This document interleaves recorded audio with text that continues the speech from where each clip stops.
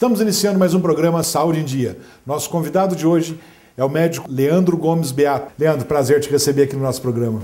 Prazer é todo meu, doutor Luciano. É de grande importância esse programa para a população de Poços de Caldas. É muita satisfação minha estar participando. Satisfação é nossa, viu, Leandro? Ô, Leandro, falando em médico nuclear, o que vem a ser a medicina nuclear? Vamos explicar para os nossos telespectadores, né? Que eu acho que é uma coisa talvez não tão recente, mas um conceito novo, né? São poucos médicos nucleares atuantes, né? Então é uma especialidade médica onde a gente usa material radioativo em pequena quantidade para gerar informações através de imagens, e daí a gente acaba ajudando os próprios colegas médicos e os pacientes em várias etapas, ou até para o diagnóstico de doenças, segmento e até tratamento. Como que são realizados esses exames, né? E por que são chamados de cintilografias? Então, a cintilografia, a maioria das pessoas realmente conhece a medicina nuclear por esse termo, né? Vou fazer uma cintilografia. Então, na verdade, a gente usa material radioativo em pequena quantidade, a gente acaba administrando no paciente, e daí o paciente emite radiação. A gente precisa ter um aparelho que se chama gama-câmara, e esse aparelho é especializado em detectar esse tipo de radiação. E ele vai ter um dispositivo onde a radiação incidindo nesse dispositivo vai gerar uma luz, por isso que chama cintilografias, e dessa luz a gente consegue gerar, através de um sistema eletrônico, as imagens. Você falou que coloca um dispositivo, né, com radiação no paciente, não é isso? Isso, na verdade é uma substância química, onde a gente, um dado elemento químico, dependendo do órgão que a gente quer estudar, a gente diferencia por aí, e a gente usa o tecnécio, na maioria das vezes, pode ser até um outro traçador, ou outro material radioativo, e acaba marcando esse elemento químico. A partir daí a gente administra essa substância marcada no paciente, pode ser por via oral ou por endovenosa, e daí a gente tem que dar um tempo para ser absorvido, processado, e gera as imagens. Eu te perguntei pelo seguinte, muita gente está nos ouvindo, né, e estão nos assistindo e perguntando, será que essa radiação então no organismo não é prejudicial? Quer dizer, deve ser em pequenas quantidades, né, pequenas doses, que não são nocivas para o organismo, não é isso, Leandro? Com certeza.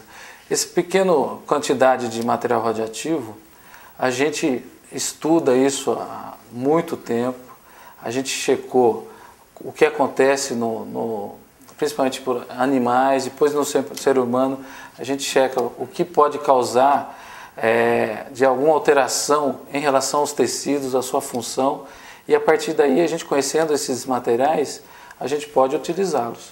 A radiação que você usa é a mesma utilizada na radiologia que todo mundo conhece, a convencional, ou não? Não, é totalmente diferente. A origem da radiação é no núcleo do átomo. A da radiologia é na eletrosfera, quer dizer, através de alteração dos próprios elétrons. E da energia da medicina nuclear é realmente um desequilíbrio dentro desse núcleo que acaba gerando a radiação. Então o princípio é totalmente outro. E é um método seguro, é indolor?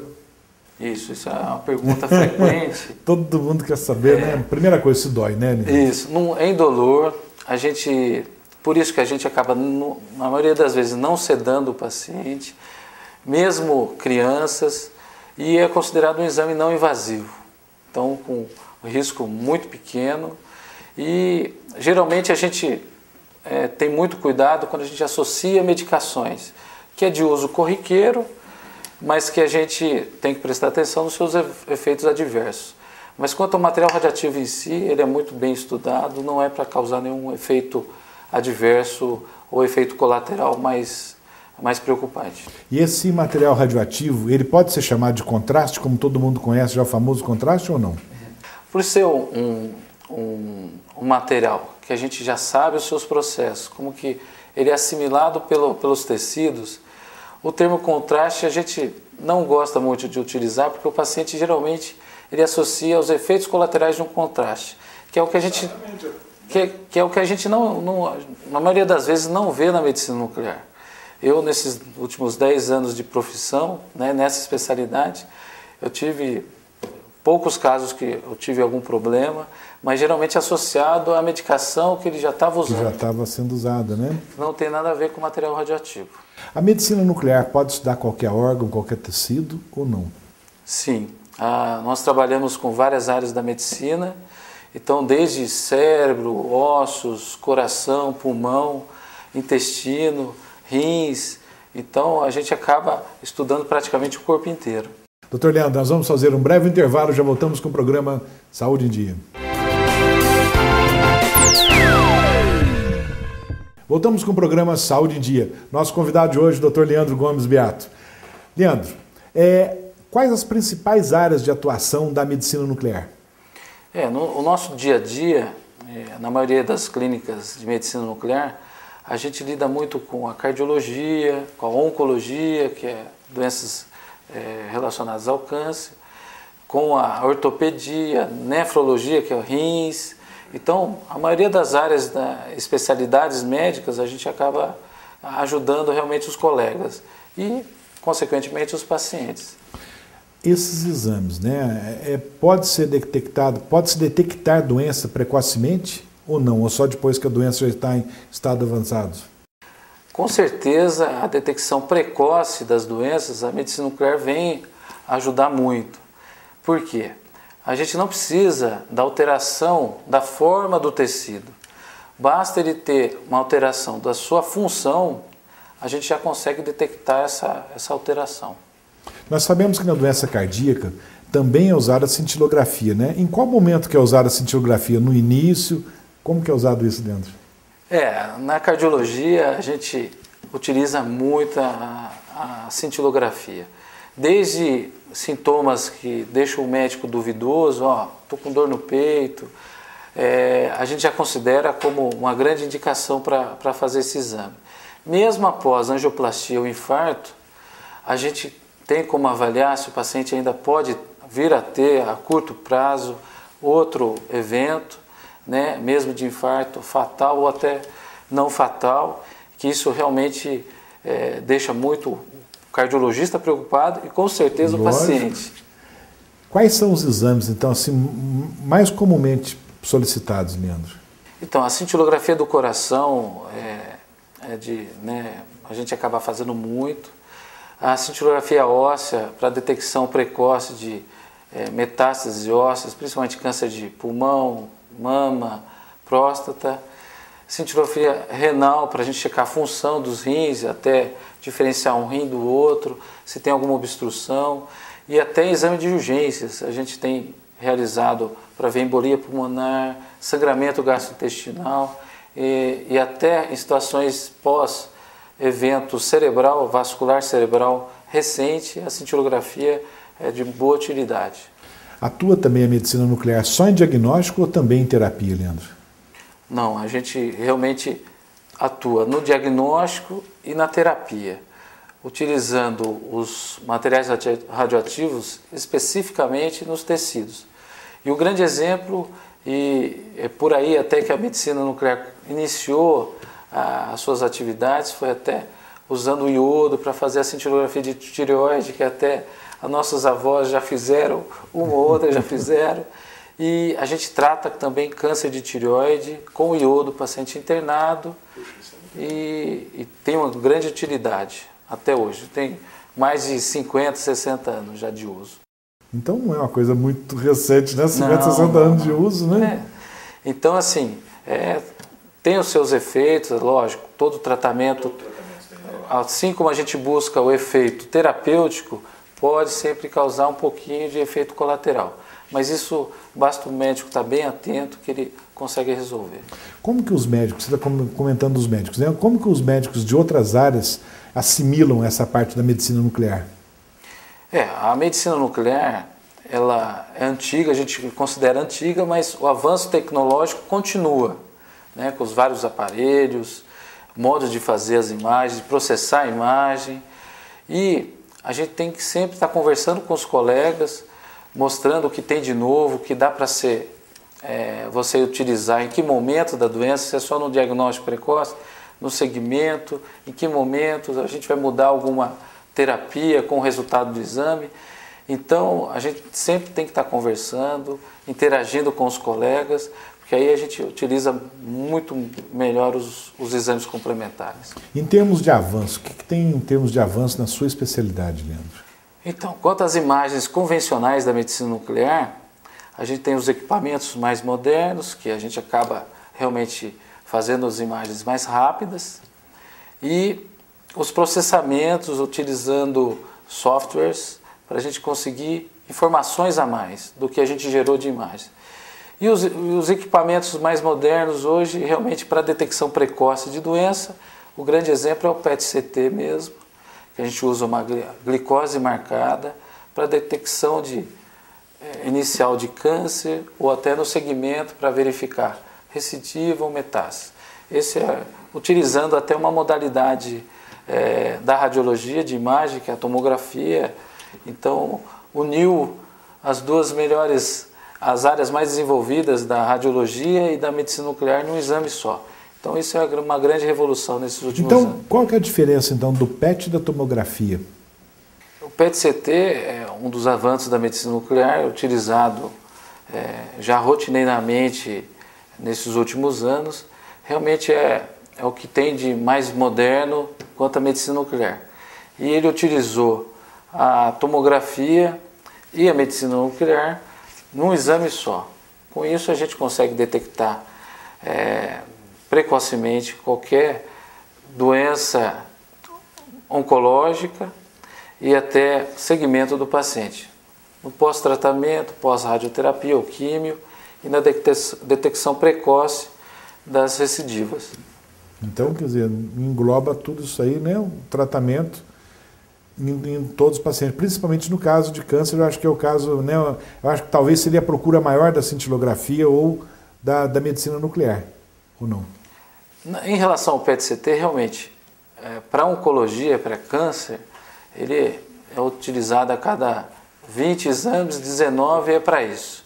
Mas ele é utilizado também para cardiologia, para detecção de tecido ainda que a gente possa fazer uma angioplastia, uma cirurgia, serve para avaliar isso, e até para a parte neurológica, avaliar tecido cerebral e algumas doenças, pós-derrame ou até Alzheimer. Leandro, nós vamos fazer um breve intervalo, já voltamos com o programa Saúde em Dia. Voltamos com o programa Saúde em Dia, hoje com o nosso convidado, Dr. Leandro Gomes Beato, médico nuclear. Leandro, os efeitos colaterais da medicina nuclear, o que o paciente pode ter de efeito colateral? A gente observa muito pouco efeito que a gente considera como colateral até. Geralmente, ou após a gente fazer algum estudo que utilizou remédios, ou o paciente pode passar a mão num teste ergométrico, que até é o que a gente faz no dia a dia, e tem alguns exames que a gente associa a remédios. Por exemplo, a gente vai fazer um estudo de rim, a gente acaba administrando um remédio para um diurético, que é um remédio para urinar. Então fica, às vezes pode ter uma sensação um pouquinho desconfortável, mas é até esperado. O que a gente percebe de efeitos colaterais é mais no sentido de quando a gente vai fazer terapia, principalmente com iodo. Então a gente faz muito tratamento de doenças benignas da tireoide, a gente administra o iodo radioativo e o paciente pode, após alguns dias, sentir um pouquinho de dor no local da tireoide, né, alterações de salivação, mas isso é muito transitório. Então, são sintomas leves, suportáveis, né, suportáveis. A gente geralmente só indica analgésicos comuns ou até remédios que evitem a náusea, né? Mas mais que isso é muito difícil. Leandro, a gente sempre ouve falar algum aparelho, algum exame para detectar, mesmo sem o paciente ter sinal, sintoma nenhum, se ele vai ter câncer ou se ele tem câncer. A medicina nuclear pode ser usada para isso? A gente sempre fala que o paciente precisa ter um excelente médico.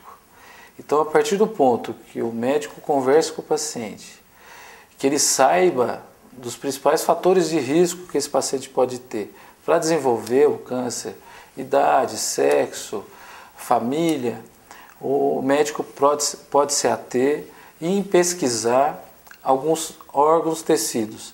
Aí sim, se no exame clínico ou em outros exames tiver essa suspeita, aí ele pode lançar a mão de um exame apurado, né, a própria cintilografia ou até o PET-CT. Doutor Leandro, vamos ver o que os nossos telespectadores, né, tem de pergunta para você? Vamos ver. Uma primeira pergunta com a nossa repórter, Gil. Eu queria saber se existe algum efeito colateral após o exame.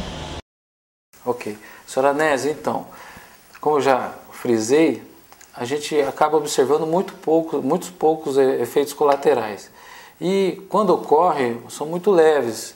Basta a gente orientar, né, a tomar um remédio para cortar esse efeito, ou só observar mesmo. Então, teoricamente, a gente acaba não vendo nenhum efeito colateral que preocupe. Então esse efeito colateral seria completamente diferente do efeito colateral do exame com contraste? Ah, com certeza. Quando o paciente associa a medicina nuclear com contraste, que a gente usa, por exemplo... Exame contrastado? Isso, né? No raio-x ou fazendo uma tomografia, a sensação é totalmente diferente. E mesmo o iodo que a gente usa, porque para a cintilografia de tireoide, a gente sempre associa, se o paciente tem alergia a sal de cozinha, né, que eu praticamente nunca vi. E realmente, quanto ao contraste que se usa em outras modalidades, a diferença realmente nesse aspecto é grande. Próxima pergunta. Gostaria de saber se tem alguma contraindicação contra esse exame. Então, Michele, tem sim. Então, a gente evita, como todos os exames que utilizam radiação, realizar o exame durante a gestação. Só quando for realmente de risco, né, para a mãe, nesse caso, a doença, e precisa de uma definição do tratamento, a gente acaba utilizando o exame com uma baixa taxa de radiação para ajudar o médico a resolver aquela doença. Ao contrário, a gente evita ao máximo utilizar essa modalidade para investigação. Então seria basicamente como o raio-x comum, né? Isso. Contraindicado principalmente na mulher grávida. Com certeza. A principal contraindicação é a gestação. Próxima pergunta. Doutor Leandro, as crianças também podem fazer esse exame? Uma boa pergunta essa. Boa. Wellington, a gente até tem uma demanda boa de pacientes nessa faixa etária, principalmente exame de refluxo. Tem tido uma aceitação muito boa aqui na cidade e na região. E eu faço sem sedação, as crianças realmente se sentem à vontade e não tem nenhum problema quanto à realização do exame, nenhum efeito após a realização do exame. Então é bem tranquilo. Então não tem uma idade mínima para ser realizado esse exame, né, Leandro? Não, até crianças de 1 mês, até pacientes que estão em UTI, por exemplo, neonatal, que é 1 semana, 2 semanas de vida, eu já fiz exame, não tem nenhum problema. E alguma contraindicação também no paciente mais idoso? Não, não vejo. A gente só precisa tomar cuidado com os efeitos associados a medicações que o paciente usa. Mas sempre o médico nuclear tem uma particularidade. A gente conversa com o paciente, é uma diferença grande. Então a gente geralmente conversa com ele antes do exame, durante e depois. Não chega e vai fazendo o exame, não, né? Então a gente acompanha o exame, então qualquer problema, qualquer dúvida a gente tira na hora. Então, quanto à segurança nesse aspecto, é enorme. Próxima pergunta. Doutor Leandro, quantos tipos de cintilografia existem? Márcia, tem bastante. Então, como eu falei, desde a tireoide, que foi uma das primeiras, a gente consegue mapear o cérebro, porque antigamente a gente até falava que era um mapeamento, né, a cintilografia. Então, o cérebro, o coração, o pulmão, até os vasos, a gente consegue delinear os vasos usando um material específico. Então, a gente consegue até utilizar a cintilografia ajudando o cirurgião a detectar tecido que pode ser retirado durante a cirurgia. Então, é de grande utilidade mesmo, em várias áreas. Puxa, isso é muito importante, né, Leandro? Próxima pergunta, Gil. Doutor, uma vez eu fiz um exame que chama PET scan, que é justamente feito com materiais nucleares, feito o contraste com material nuclear. Isso pode acarretar algum prejuízo, alguma coisa posterior? Ok. Realmente, o PET, ele utiliza material radioativo, é de alta energia, mas em pequena quantidade também. A gente sempre coloca na balança, né, qual o benefício do exame. Por isso que a gente sempre comenta, ele tem que ser muito bem indicado. E quanto aos efeitos tardios, né, os efeitos a curto prazo são realmente, praticamente não existe, né, a gente não tem observado. Mas o efeito tardio, isso é matéria de estudo, a gente ainda não conseguiu definir se isso aumenta alguma incidência de determinados tipos de tumores, mas isso ainda não foi provado. E quanto à radiação, realmente, quando a gente usa duas modalidades de imagem, o PET e a tomografia, a gente se preocupa até mais com a tomografia, porque a tomografia a gente faz de corpo inteiro também. Então a quantidade de radiação que o paciente é exposto pela tomografia é até bem maior do que pelo PET. Só que a gente precisa utilizar a tomografia até para ter essa precisão em localização de lesões. Então a gente toma muito cuidado com o uso do contraste durante a tomografia e a radiação que vai expor o paciente. E são 2 exames, né? Realmente. Num só. Num só. Vamos lá, próxima pergunta. Doutor, por gentileza, eu tenho um cliente que desenvolveu uma doença ocupacional proveniente do urânio e eu gostaria de saber se no DIMEM faz esses exames para verificar a existência dessa doença e se é comprovado, através desses exames, que a doença dessa pessoa é proveniente do contato com o urânio e seus derivados. Boa pergunta. Boa pergunta, né, Leandro? A gente tem um órgão no Rio de Janeiro que estuda doenças provenientes da radiação. Eu já tive a oportunidade de ter contato com eles por um caso do estado de São Paulo, mas aí a gente estuda os tecidos que podem ter sido influenciados pela radiação. Então, são exames específicos, a gente precisa encaminhar o paciente para o Rio de Janeiro e a partir daí gerar uma investigação. Quanto ao resíduo de material radioativo que o paciente pode ainda ter, depende muito do material que ele foi exposto e a nossa máquina que detecta esse tipo de radiação acaba sendo para as radiações que a gente usa para a área médica. Nas outras áreas teria que ser um outro tipo de equipamento que realmente a gente precisaria estudar e até encaminhar para um outro órgão. E geralmente é essa orientação mesmo que a CNEM passa para a gente. Qualquer dúvida, qualquer problema quanto a radiações interferindo com a saúde humana, a gente entra em contato com o Rio de Janeiro, com um órgão específico e encaminha o paciente. Então, é só no Rio de Janeiro que são realizados esses testes, esses exames? Isso. Tem até uma investigação, a gente fala que é uma investigação genética, para ver se teve alguma alteração celular mesmo, e a gente acaba encaminhando para o Rio de Janeiro. Em São Paulo não é feito esse teste. Tem mais alguma pergunta, Gil? Eu gostaria de saber por que os exames nucleares é mais eficaz que os outros exames. Bom, por hoje é só. Um abraço e até a próxima semana. Se Deus quiser, Érica, fica com Deus. Marcos Aurélio, né?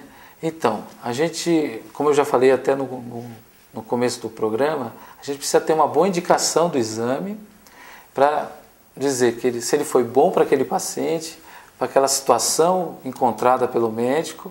Então, sempre o médico tem que avaliar essa possibilidade de doença e se está naquele momento realizar aquele exame.